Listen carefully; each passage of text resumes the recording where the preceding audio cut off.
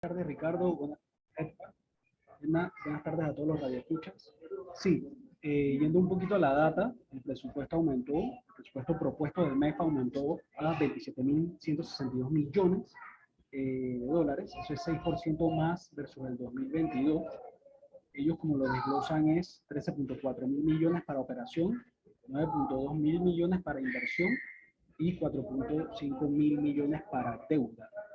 Lo que no se logra explicar es cómo después de todo lo que ha ocurrido en términos de manifestaciones en las que la ciudadanía le ha exigido al gobierno, por un lado, reducción de gastos estatales, específicamente en planilla y en otros gastos innecesarios, sí, y por el otro, que se reinvierta ese dinero en todas las necesidades que tenemos en términos de canasta básica, combustible, medicamentos, Cristian. electricidad, etcétera. Sí, Cristian, disculpa que te interrumpa, pero estamos escuchando muy bajo tu audio y se escucha un poco de audio ambiente, del audio que está alrededor. No sé si sea un tema con las bocinas, o sea, la bocina de la computadora o el cable, el audífono, pero se escucha bastante bajito y se escuchan entonces alrededor las voces y demás. No sé si habría una forma de pronto de... Voy Sí, a tratar de hablar más alto, a ver ok, si hablando más alto, más de cerca me oyen. perfecto. Sí, bien, lo que decía era que el presupuesto está aumentando, el presupuesto del MEF. Sin embargo, no se habla con lo que la ciudadanía está exigiendo. Se ve todavía un gasto alto de funcionamiento. Este gasto alto de funcionamiento, recordemos que incluye todo lo que es la planilla estatal. Se sabe que en la planilla están incluidas personas, llámese asesores, llámese coordinadores de planificación de proyectos, que tienen salarios muy altos, 4.000, 5.000 dólares al mes, y no se ha visto una intervención en este sentido. Se ha hablado de reducción del 10% de la planilla estatal. Sin embargo, cuando uno ve la data, el gobierno central ha aumentado 20% de su presupuesto en planilla desde el 2019. Entonces, no se explica cómo tanto el gobierno como la asamblea llegan a pedir más presupuesto cuando debería disminuirse, debería haber austeridad, deberían ir interviniéndose esos puntos en los que la ciudadanía ha exigido que se reduzca y que no son gastos innecesarios. Edna, Ahora sí. bien, Cristian, buena tarde. Un poco para la explicación y docencia de la audiencia que quizás se pierden en tantos números y millones de dólares, es cómo aterrizamos lo que señala desde la Fundación de Conciencia Ciudadana y como precandidato a diputado por la libre postulación. Tu visión precisamente a cómo pueden variar o transformarse estas quizás situaciones que hemos venido observando y que preocupa a la ciudadanía en un momento en donde debería haber austeridad, más allá de aumentar perfectamente, como lo ha señalado, estos números en cuanto al presupuesto.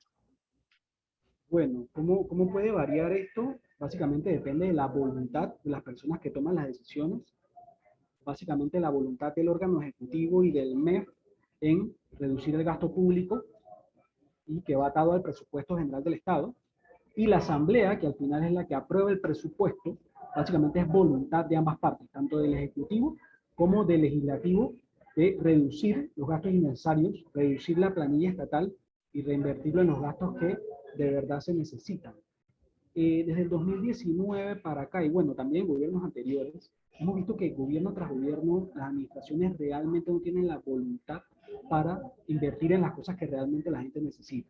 La planilla estatal han venido aumentando gobierno tras gobierno de Martinelli, gobierno de Varela, gobierno de Cortizo, y no han llegado personas que realmente tengan la voluntad de hacer los cambios, porque las herramientas legales las tienen. Al final del día ellos son los que tienen la competencia de hacer los cambios que se requerirían en este momento, pero simplemente no lo hacen porque tienen, qué sé yo, priorizan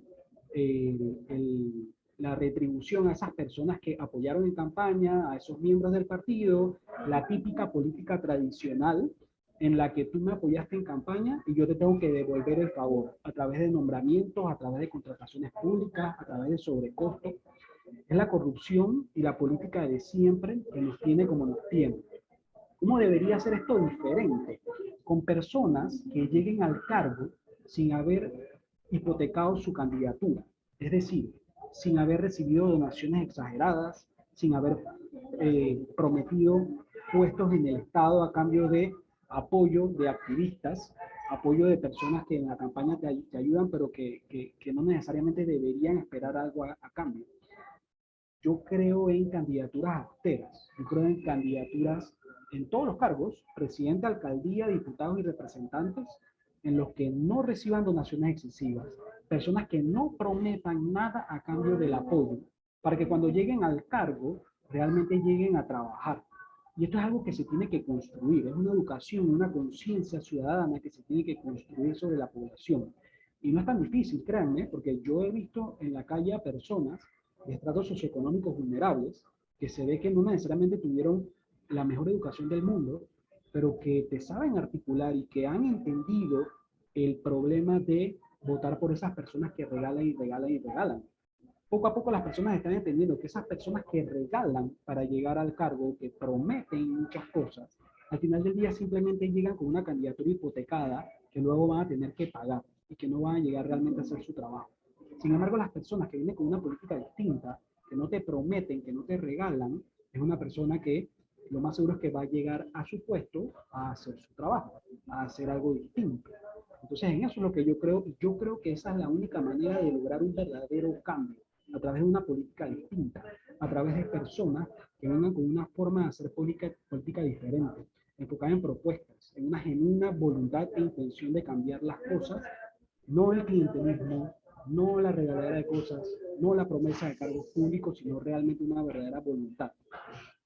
Ese es Mucho, el mucho. deber ser y sería lo ideal, Cristian, perdón, Ricardo, pero la pregunta sería, usted que tiene esas aspiraciones a diputado por la libre postulación, ¿cómo está desde ya trabajando en el cambio de esa conciencia y cultura del que hay para mí, de resolverle precisamente muchos de los problemas a personas que van y tocan la puerta a la asamblea hasta para pedir dinero para una medicina, por ejemplo, un ataúd, sabiendo que esa no es la responsabilidad ni función de un diputado? Pero ¿cómo aspiraría usted a llegar con esa línea de pensamiento si la realidad aquí de nuestra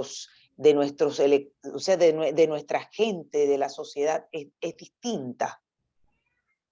Bueno, es cuestión, Edna, de el trabajo que haga cada candidato. La realidad es que la ciudadanía poco a poco ha ido cambiando su pensamiento, a pesar de que todavía no tenemos una ciudadanía totalmente formada políticamente y con pensamiento crítico en su mayoría. Sí, las personas lo están empezando a entender. Te lo digo porque yo he hablado con muchas personas ya y hay personas que sí te lo saben articular, y eso cada vez que lo oigo de las personas X que tú conoces en las comunidades cuando estás caminando, a mí me llena de alegría. Y eso es lo que me da mi esperanza.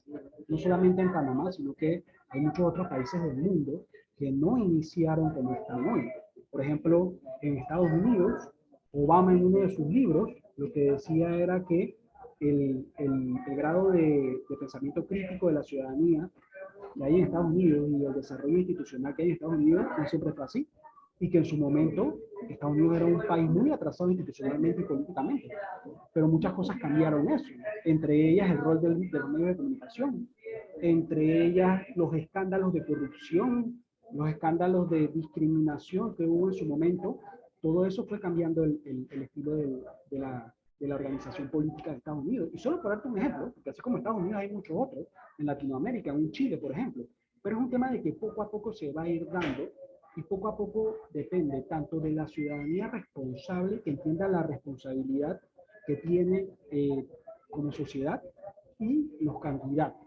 Yo creo que los candidatos tienen que entender que ya la ciudadanía está hastiada de la política tradicional. Esa política en la que el político te dice una cosa pero hace otra. Por ejemplo, la Asamblea habló de austeridad en planilla, perdón, habló de austeridad en gasto de viáticos, no habló de planilla, habló de gasto de viáticos, alimentación, pago de horas extra, propaganda. Habló de que iba a tomar muchas medidas de austeridad. pero ahora lo que hace es que propone un presupuesto mayor al del año en curso. Entonces, eso es lo que yo te quiero decir, de que ya la ciudadanía está hastiada de esos políticos que quieren jugar con tu inteligencia, que dicen una cosa pero después hacen otras. Y es responsabilidad de los políticos, de los nuevos políticos, de los nuevos candidatos, realmente cambiar esa tendencia, revertir esa tendencia de los políticos que te mienten, que solamente están para el que hay para mí, que llegan al cargo simplemente a ver cómo se aprovechan. Es responsabilidad de esos nuevos candidatos de cambiar esa forma de hacer política e ir en línea con lo que la ciudadanía está demandando. El hecho, Edna, de que tantas personas hayan salido a la calle a protestar y se hayan manifestado de la forma en que ocurrió, es un ejemplo perfecto de lo que es la participación ciudadana, la conciencia ciudadana, el empoderarse y saber que la ciudadanía tiene poder y que el gobierno no puede venir aquí a hacer lo que le dé la gana. El gobierno no puede desentenderse de un alto costo de vida, de una canasta básica por las nubes, de una gasolina por las nubes. El gobierno tiene que cumplir su rol. Y la ciudadanía poco a poco está entendiendo el poder que tiene. Sí, sería interesante, Cristian, porque mucho se ha hablado también del rol del Contralor. Sin embargo, hace poco el Contralor compartía en porcentajes, sobre todo, el tema de la planilla estatal. Y hemos estado escuchando constantemente el aumento, el incremento, el costo de la planilla estatal. Sin embargo, él ha aseverado que en comparación, por ejemplo, a la administración 2009-2014, la planilla habría crecido en personas un 21% y en dinero 51%. Entre 2014 y 2019 creció un 16% y en dinero, o sea, en personas, y en dinero 61%, pero que esta administración habría aumentado el 5% en personas y en dinero un 13%, y que este incremento obedece a cumplir pues, con obligaciones generales por leyes especiales de diferentes entidades gubernamentales. ¿Cómo se constata esta cifra, esta información con, no podemos decir que es la realidad, porque es el ente rector obviamente de las finanzas del Estado, sin embargo fiscalizador, debo decir. Sin embargo, ¿cómo tenemos esa certeza de que estas cifras son las correctas y cónsonas con la realidad? Sí, hay una realidad y tú te puedes dar cuenta. El tema de la planilla.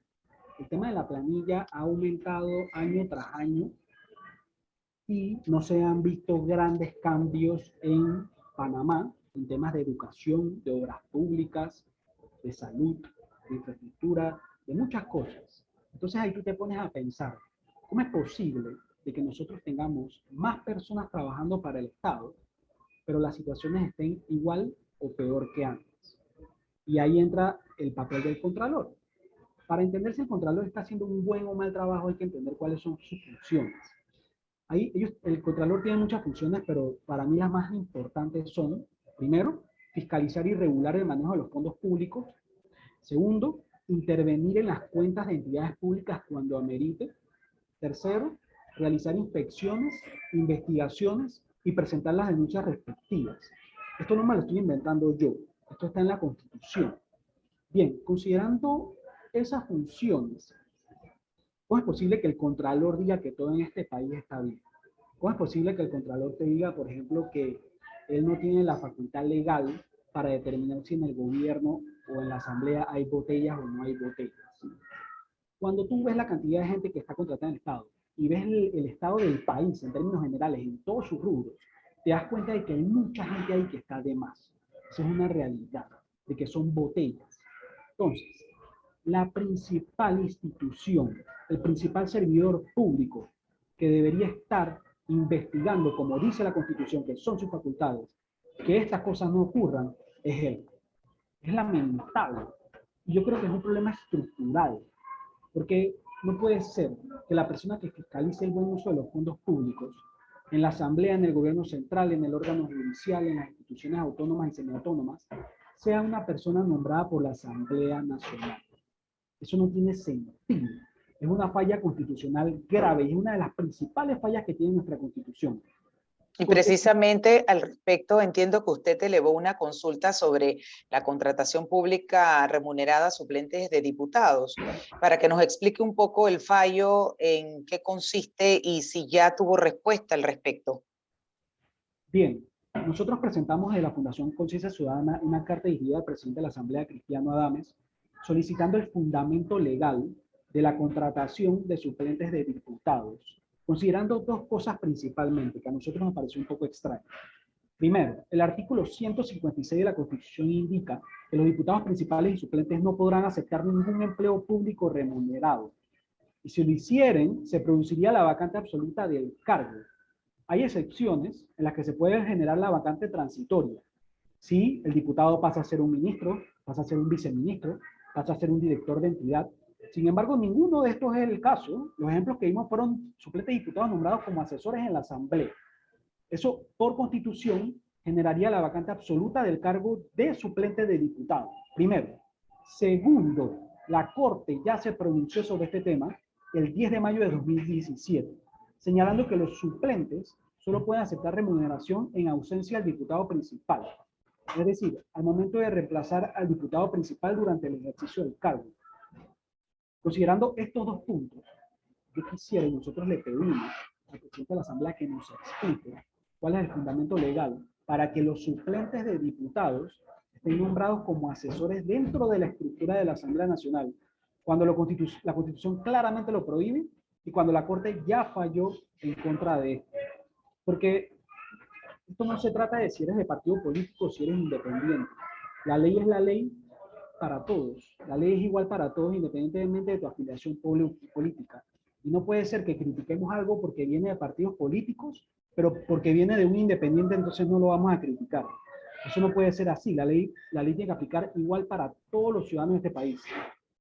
Y ahí cabía precisamente la pregunta, Cristian, porque, y sin ánimo de querer satanizar el tema en particular, pero aunque ha salido la diputada en particular, Walkiria Chandler, que es a quien se ha hecho alusión con esta situación, a explicar, a sustentar, sin embargo, viniendo también de una persona que por esa vía busca, y estamos hablando también de una figura que ha sido beligerante en diferentes temas, o sea, no cabe duda de que tiene el criterio claro de la línea de las figuras de diputados independientes en la Asamblea.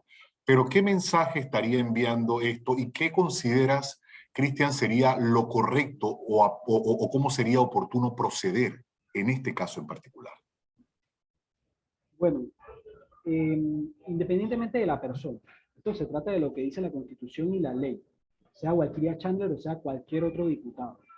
Los diputados principales y suplentes que no estén de acuerdo con una ley o con la Constitución deberían proponer modificarla y hacer todo lo posible para corregirla y no estar buscando recovecos o astucias legales para ver cómo uno queda beneficiado de X o Y forma.